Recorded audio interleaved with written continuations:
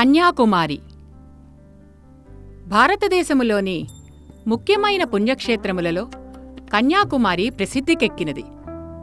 ఈ క్షేత్రము తమిళనాడులోని కన్యాకుమారి జిల్లాలో దక్షిణ సరిహద్దుననున్నది. పౌరాణికత, ప్రకృతి సౌందర్యము ఈ ప్రాంత విశిష్టత. చారిత్రాత్మకత, మహోన్నత పవిత్ర తీర్థముల పొందిక, కళాత్మక ఐశ్వర్యముల బాహుళ్యత మున్నగు పలువిధ సంపదలతో కూడినదిగా ఈ దివ్య భూభాగము చిరకాలము నుండి యాత్రిక ప్రయాణికులకు దర్శనీయ స్థలముగానున్నది.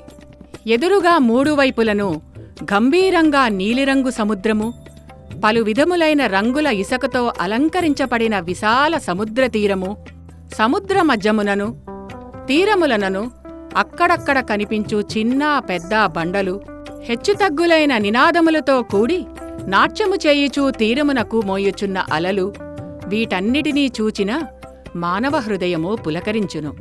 ఇదే కాకుండా భక్తులకు శాంతిని, ఆనందమును ఒసగు చాలా తీర్థములు ఈ సముద్ర తీరమున కలవు. భారతమాత పాదకమలములకు ఆశ్రయభూమిగానున్న ఈ చోటును ప్రాతఃకాలమున తూర్పు దిక్కున చూచినచో బంగాళాఖాతమునకు అటువైపున సముద్రముపై తన స్వర్ణ కిరణాలను వ్యాపింపచేయుచు ఉదయించు ఆ సూర్యుడు దర్శనమిచ్చును. ఆ సమయమున దర్శకుల మనసులో సూర్యుడు తన ప్రక్రియ వలన మానవుల పాల్యము, వృద్ధాప్యమును సూచించునట్లుగా తోచును. నిజముగా ఈ దృశ్యము దర్శింపదగినదే. భౌగోళికంగా చూస్తే కన్యాకుమారి ఒక ద్వీపమగును.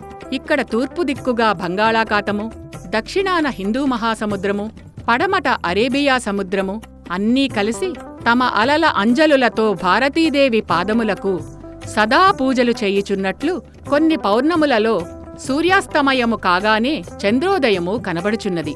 పడవలు, ఓడలు దేవాలయపు చుట్టుపక్కల చొరవనీయకుండా అలల మధ్యనున్న సముద్రపు బండలు కాపాడుచున్నవి. మహాత్మాగాంధీ గారు తమ యాత్రా సందర్భంలో జనవరి 15, 1937న ఈ క్షేత్రమును దర్శించి ఈ స్థలపు విశేషతను ప్రశంసించెను.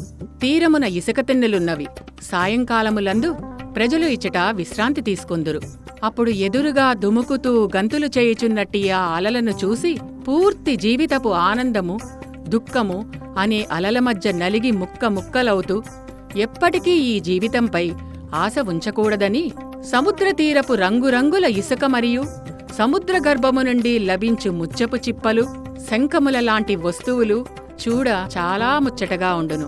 అచ్చటనున్న పరాశక్తి దేవాలయము చాలా అందముగా ఉన్నది. భారతదేశమంతటిలో ప్రసిద్ధికెక్కినది. దీని పట్ల ప్రతి హిందువు నమ్మకమేంటంటే ఎవరైనా కాశీని దర్శించినచో వారు కన్యాకుమారి వరకు పర్యటించి దేవీకుమారి దర్శనము చేసుకోవడం చాలా ముఖ్యం. ఇచ్చట దర్శనీయ స్థలాలలో దేవీ ఆలయము, స్వామి వివేకానందుడి స్మారక మందిరము, గాంధీ స్మారక మండవీయము, తీర్థములు మున్నగునవి అతి ముఖ్యమైనవి.